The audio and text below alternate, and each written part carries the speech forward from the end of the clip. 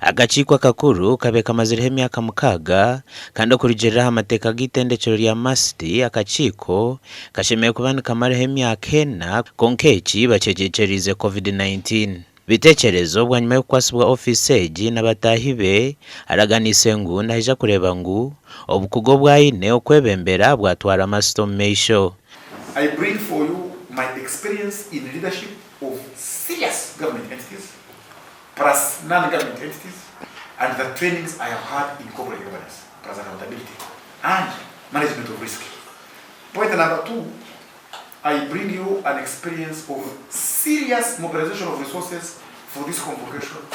Agizire ngu nahikyereza mu kubarira gye sente kandi ngu nibija kureba ngu bamaririze by'akakiiko kakuru kasigireho ngo kombeka gate y'itendekyereri. Niwe nibirivinga omu kigambo kya accountability tinkumanya na kushisha sente okuzikwata zikozesa omugasho gwazo esente twahiyo mu convocation tutakozesa omugasho gwazo kukombeka iconic gates tukamenga sure ngu twasupporting abana hamwe n'abantu n'abakozi baha bona bakavire comfortable.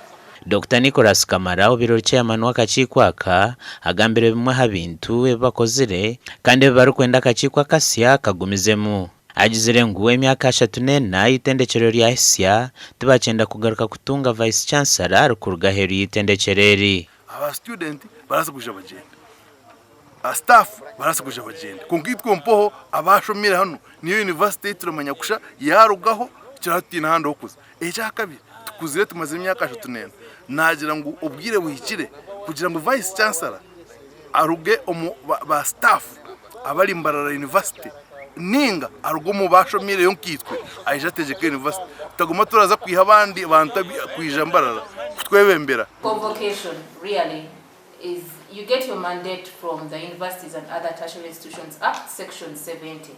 So I know that the incoming chairman is a person of the law, so I know that he will not divert from that, and of course from the constitution. Abana bwanyuma barambwire ekibira ky'emiti eky'akakiiko akakuru kabyire ekiri ahiki 10 kandi bashaba akakiiko akasya okukikuuma gye. Tubasize kutaho convocation forest kuwagireba twine eki 10 zo kugira ngo ibyo buhangwa tubirekeho kandi n'abantu benda kurira kisinga baze.